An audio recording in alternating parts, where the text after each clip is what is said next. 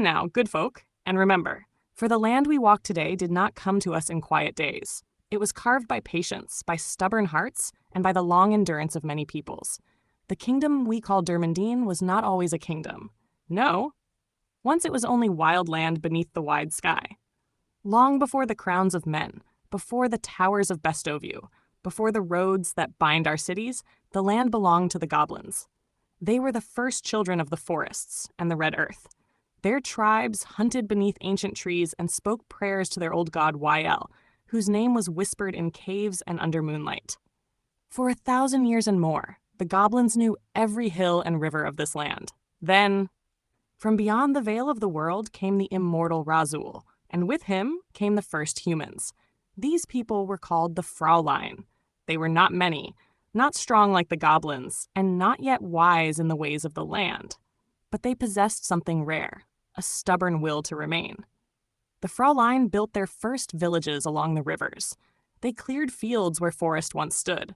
The goblins watched them with suspicion, sometimes with anger, sometimes with weary acceptance. There were quarrels, yes, and bloodshed too.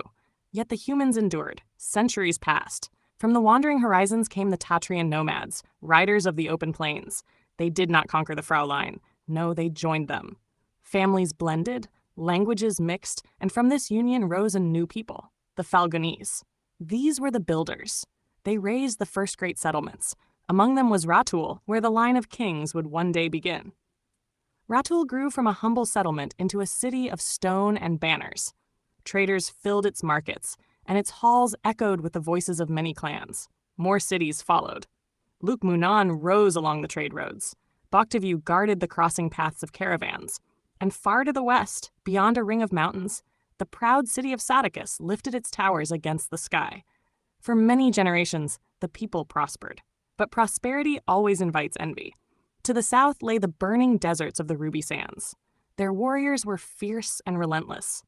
In a terrible age of war, their armies pushed eastward and struck the heart of the Falgonese lands. The great city of Ratul fell beneath their banners. Ah, those were dark years. Many believed the dream of the kingdom would die before it was ever born. But the story was not finished. In the city of Sadicus, beyond the mountains, a child was born. His name was Durwal. No one then knew that history itself had taken breath in that moment.